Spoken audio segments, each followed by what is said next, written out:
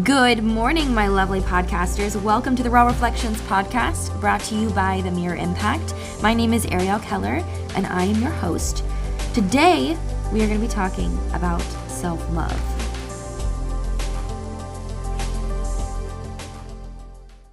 So, Valentine's Day is coming up this weekend, and I think, first of all, my personal opinion on Valentine's Day is that it's extremely hallmarked. Hallmark basically invented this holiday of you got to give a gift and a card to the person that you love.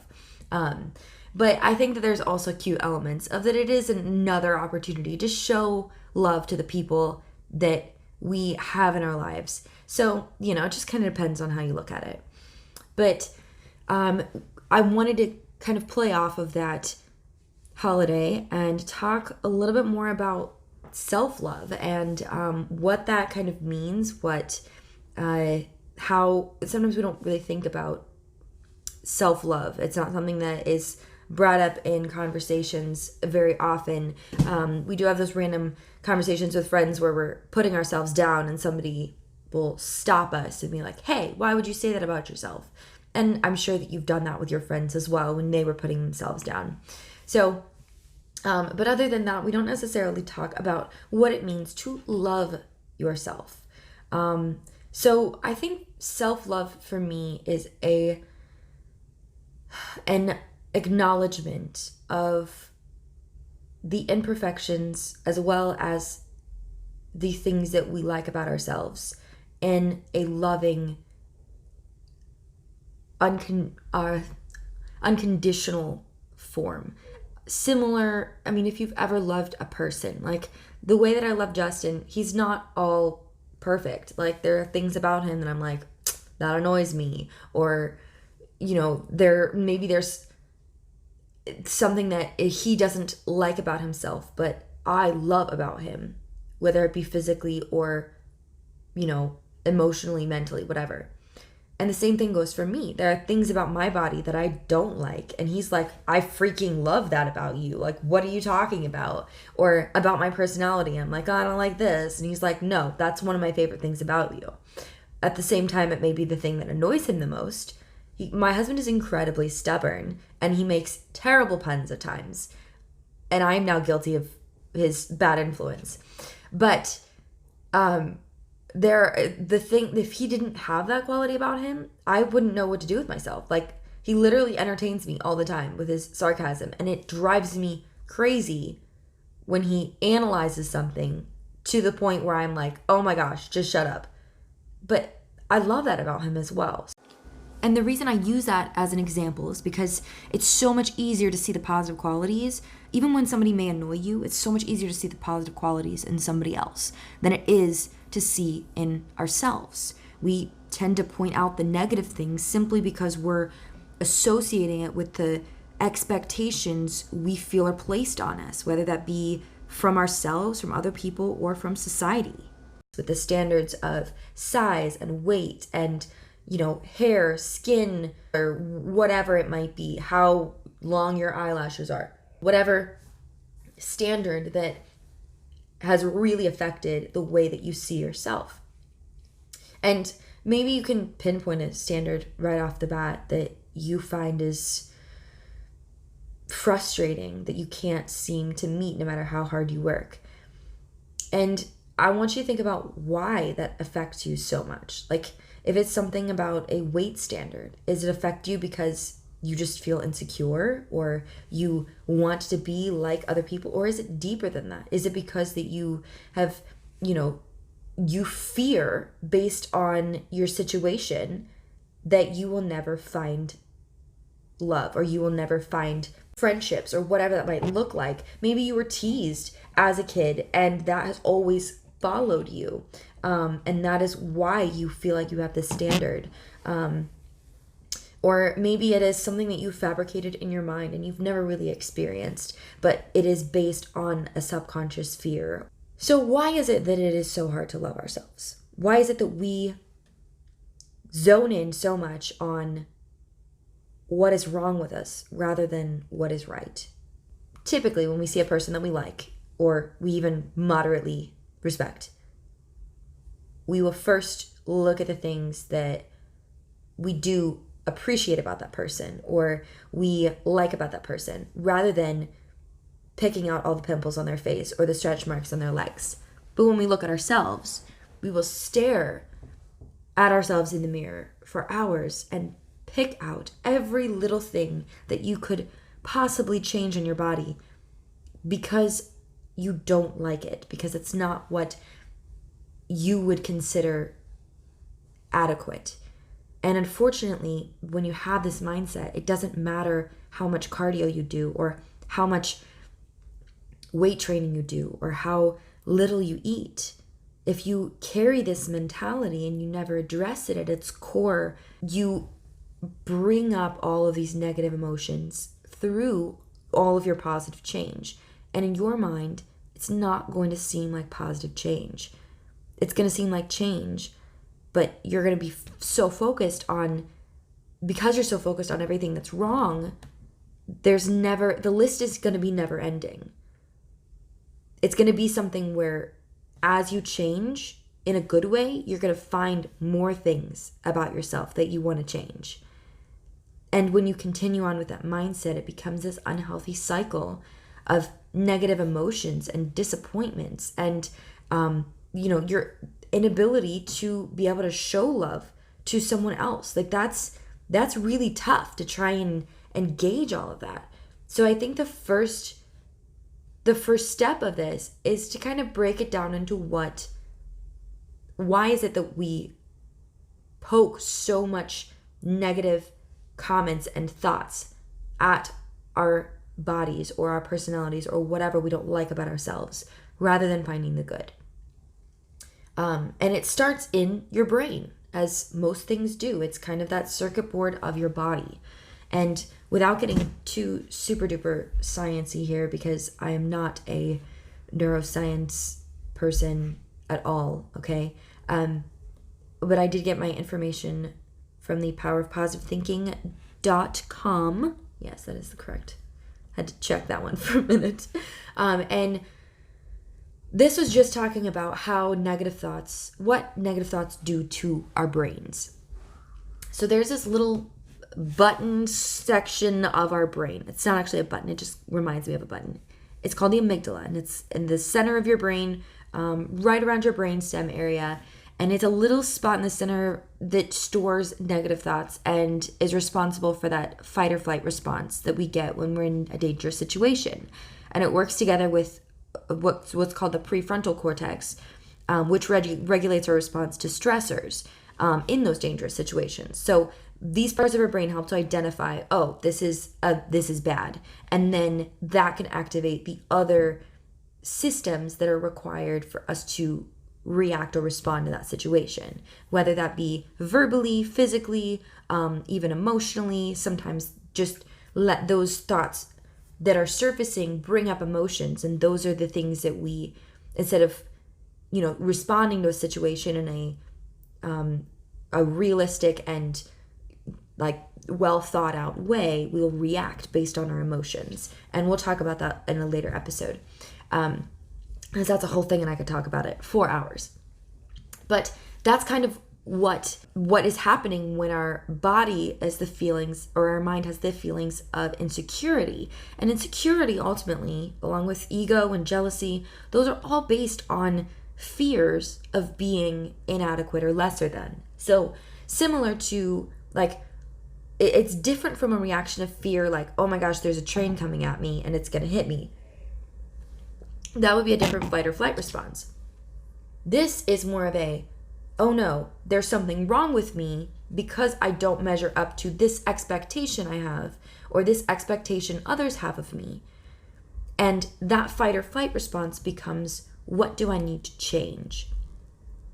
And when we break it down a little bit more, let me give you an example.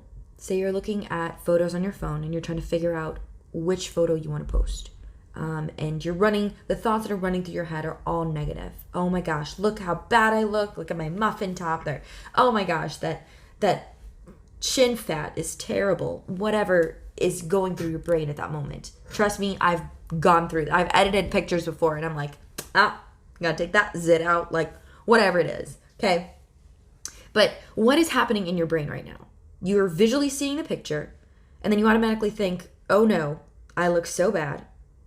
And then that thought, which no doubt you've had before in some degree, whether it was that extreme or it was less extreme, or more extreme, this may be, this memory is stored in that amygdala. It's that memory bank for negative thoughts. So this thought is being brought up again, resurfaced, and then it comes with all of its negative, doubtful friends in this memory bank. And then those thoughts are the only thing that are taking over your mind, and it's bringing up emotions. It's bringing up frustration, and maybe just that it's that feeling of fear, but it's capitalizing on that and bringing up those emotions that cause you to want to change everything and feel bad and feel insecure, and that you are not good enough. And then we just continue to sink into that. It's like stepping in quicksand. It just keeps going down unless we know how to catch it when it starts and grab onto that tree branch and pull ourselves out. You know what I mean? So I'll bring it back a little bit. So this negative thought that you've probably had before sets off that fight or flight response of trying to change everything. And then you start breaking yourself down, degrading thoughts, maybe degrading words. I don't know if you're speaking them out loud all the time or just sometimes. Or maybe it's something where you're speaking them to other people, and it is a subconscious way of seeking validation from others. Some like to call it fishing for compliments, when you'll intentionally insult yourself just so that someone else can come back and counter with, oh no, you look beautiful. And I'm not trying to shame you for doing this, because I've definitely done this before with my husband. I'll be like, oh, I look so fat in this dress. Just so he can be like, oh my gosh, girl, no, your butt looks great. Like, whatever it is. So imagine how you could so easily get stuck in this pattern of negative, degrading thoughts that don't serve you or build you up, but rather break you down and break down your confidence and self-love even more. Right? You may even be thinking about an instance, maybe it was today, maybe it was this weekend, that you just felt those negative thoughts taking over your mind and you didn't feel like you had control over them. So I want you to take that perspective, and I want you to visualize yourself in that state, but as an 8-year-old. Imagine 8-year-old you doing the exact same thing, cutting herself down, pointing out everything that she could possibly find to change on her body, about her personality, about how she acted or socialized, about her sexual orientation, about, who she was dating or who she liked, whatever it was, all these insecurities. I want you to think about these completely overwhelming 8-year-old you in the same degree as you are feeling in this stage of your life. Because in an 8-year-old level, most of us weren't dealing with the same pressures that we're dealing with now. So I want you to imagine that same pressure, those same fears that have been bottled up for however long you've been alive. And I want you to imagine them just collapsing onto an 8-year-old version of yourself. And if you were on the outside perspective and you were looking in, watching her cutting herself down, looking at her body with disgust and frustration, imagine 8-year-old you feeling worthless, telling herself in her 8-year-old little voice how ugly and fat and stupid and inadequate and clumsy and unworthy, covered in cellulite, no one will love her, all these nasty things that we say about ourselves and we don't even think about it. If you experience this from the outside, what would you do? I feel like it's kind of like the Christmas Carol. When Scrooge sees his life from the outside perspective, he sees a younger version of himself. And it brings up emotions in him that he hasn't really felt in a long time. And it allows walls to come down. And I think that that's the power in this perspective, because ultimately that is where we have power, in our perspective. We're going to talk about that a little bit more next week. But in this moment, we can see, or at least visualize, imagine how we would be reacting. We couldn't necessarily change the situation, but what would you want to say to her, to you? What would you want to say? Would you want to go up and hug her and be like, no, you are beautiful. You are worthy. You are fearfully and wonderfully made. You are incredibly complex and exactly the form, the personality, everything is exactly the way it's supposed to be. You're going to get through this. What would you say?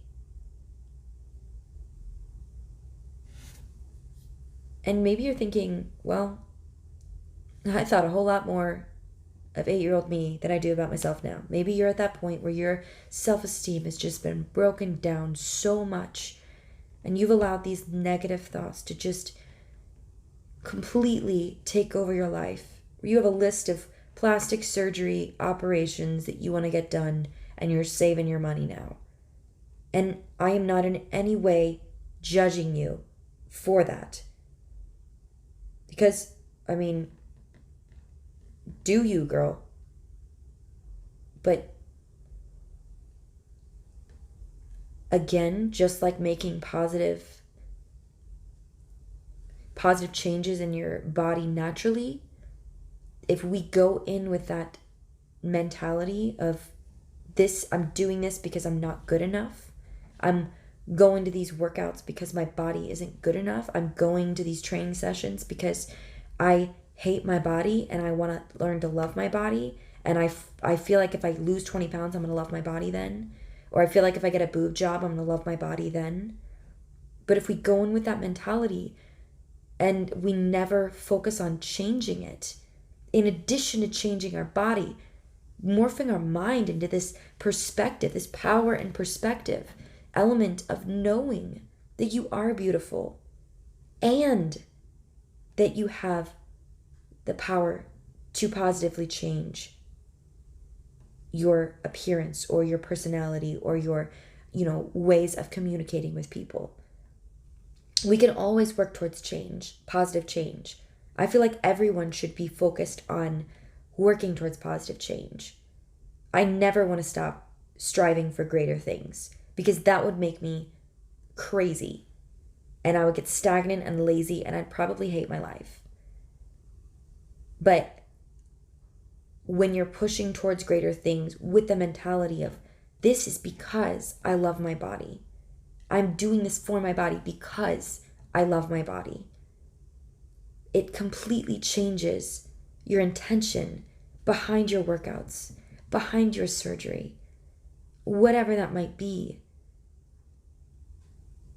And it's not, the focus is completely different. It's that power and perspective. And the only difference now with insulting ourselves now versus insulting ourselves when we were 8 years old. Like, think about it. What would you have done if 8-year-old you came up to you and handed you a list?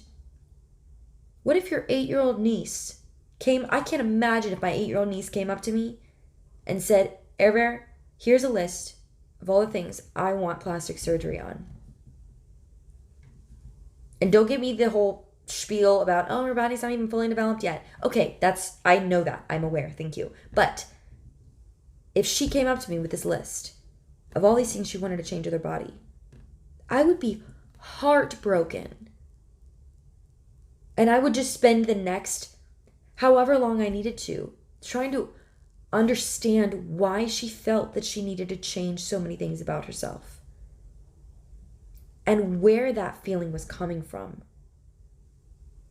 And if I could do anything to help steer her mind from that place of I'm not good enough to I love myself exactly the way I am, And I'm going to continue doing things to positively impact and benefit my physical and mental and emotional state. I would do everything in my power, but ultimately it would have to be her decision. And that's the thing. It has to be your decision. I can train someone, and I have trained people for a year, 2 years. I've trained multiple people at the same time for an extended period of time. And I noticed a difference in the mind, and that led to the difference in the body. Those who were stuck in that mindset of, oh, I'll never be good enough. Oh, I'm in that victim mentality of, oh no, this is, oh, so sad, me. Oh, I ate this and I shouldn't have, but oh no, I just slipped. And it was this person's fault, or it was this situation's fault, or I got stressed, or and I hate my body. I really need to change. But oh, poor me. It was just this cycle of negative, non-beneficial, doesn't benefit them at all, mental thinking. And it was stuck in the same routine, not a positive shift of, you know what? I'm going to take responsibility for this. You know what? I need to learn to love my body where I am. And when I do make mistakes, I'm going to get mad at myself a whole lot less because I have that self-love and I have that base. So I'm not going to beat myself up about it. I'm going to be, okay, you know what? All right, I take responsibility for this. Next time I'm going to do better because I love my body. And I know that, eating this whole cake by myself was not doing my body good. Acknowledging that. Eating this fried food is not doing my body good. I'm not going to hate myself for it. I'm just going to go in with the perspective of this is doing good for my body, or this is not doing good for my body. And I'm doing this good for my body because I love my body. And going in with that mentality, and the clients who went in with that mentality saw change so much faster. And they saw more change. And it wasn't just in their physical state. It was in the way that they walked, the way they talked, the way they lit up. Just all the time. They glowed compared to where they were before in their, when you're constantly bogged down by stress and negative emotions and feelings of, failure and insecurity and inadequacy, it shows in the way that you act. The way that you go about life, the way that you treat your family members. And that change, in my opinion, is greater than any physical change that you could ever go through. And that's why I see so much more physical change with the clients that intentionally make that mindset shift of, this is because I'm doing good for my body. Instead of, I am weak, I am getting stronger each and every day. Putting in that work is so much easier when you have the mentality of, this is doing good for my body.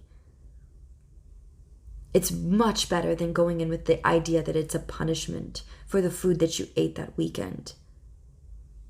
It's such a miserable experience to work out with that mindset. I swear, I've done it. Trust me.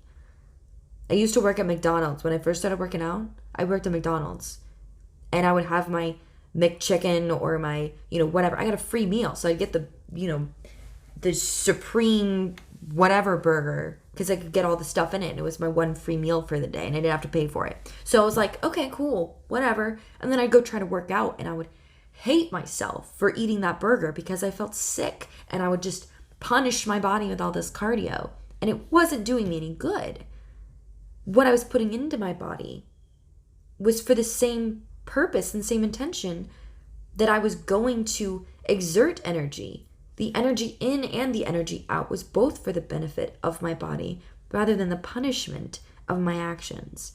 And that was an incredibly powerful shift that I've made in my mind and in my life, and I've seen others make in theirs as well.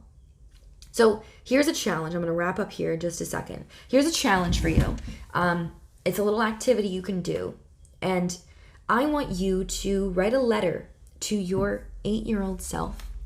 And I want you to shower her with the love and the affirmations about her beauty from the inside and out. I want you to embrace that power and perspective and almost treat it like when you're showering your friend, when she's feeling down and you're like, you know what, girl, let me build you up. I want you to build up that 8-year-old version of you in this letter. It doesn't have to be long. It doesn't have to be 3 pages. It can be on a note card, okay? And then I want you to read it to yourself out loud. The power in words, you're hearing it and saying it at the same time. It's going to be imprinted in your mind. There's a reason why memorization is easier when you're saying stuff out loud. Our auditory and visual, everything is being used. So read it to yourself out loud. And if you don't mean these words right now, I want you to read it again and again every single day. Read it once a day at the beginning of your day if you need to, until you believe it. Maybe in there you need to write something about, go into your workouts knowing that you are doing this for your body because you love your body. Maybe if your issue is beating yourself up about the things that you eat, write a letter to yourself about that. Fuel your body with the things that are helping your progress and are good for you because you love your body. And keep that at the center of your focus when you go to reach for that bag of chips. Maybe put them up a little bit higher so you can't reach them, and then reach for an apple instead. When you go in with that mentality of looking for something that will benefit rather than punishing yourself for doing something that isn't benefiting, it's a whole different story. Keep that note on your fridge. Read it. Just do like a 2-line little letter for yourself, or make multiple. My mom used to write note cards all over the house. It was Bible verses all over the house. And I'd just be like, okay, well, I'm reading this Bible verse while I washed my hands after I went to the bathroom. Or I'm reading this verse as I'm microwaving my food. Okay, do the same thing with notes to yourself. Reminding yourself.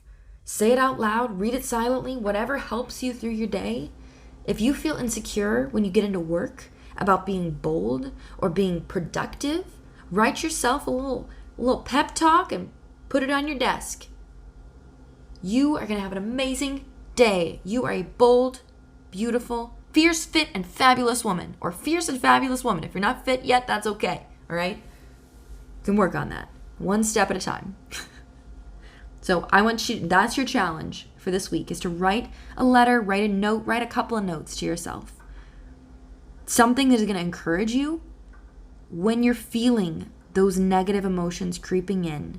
When that, negative thought picks up all those negative emotions or negative memories stored in that amygdala, and that prefrontal cortex starts, coming up with all these reasons why there's something wrong with you. I want you to stop those thoughts by reading this truth. And if you don't see it as truth yet, read it with intention until you consider it truth. And maybe you have to adapt them. Maybe you reformat your phrases and other people adapt them too. Who knows? Maybe somebody else is going to come into your house and they're going to be encouraged by it. Who knows? Or you can put them somewhere where nobody else can read them. Put it on the inside visor of your car. Whatever works for you. Something, but we have to be intentional. Like I said, you are the only person who can decide to fall in love with yourself. And it doesn't happen overnight. I have not mastered this, guys. As confident as I try to seem to other people, I'm not perfect at it by any means. There are still days when I'm going through my closet and I will do the whole exclamatory, oh, I have nothing to wear, I look fat, and all of these. Okay, there are many days like that. Okay, especially when I'm on my period. It just, nothing looks good. You know what I mean? It's rough. But my husband reminds me that, babe, you preach this to other people. You're always talking to other people about how they need to show love to themselves, show grace to themselves when they don't get everything done that they planned, or they didn't accomplish something as productively as they wanted to. And then you go and you cut yourself down about it. Like, how can you expect other people to do it if you can't?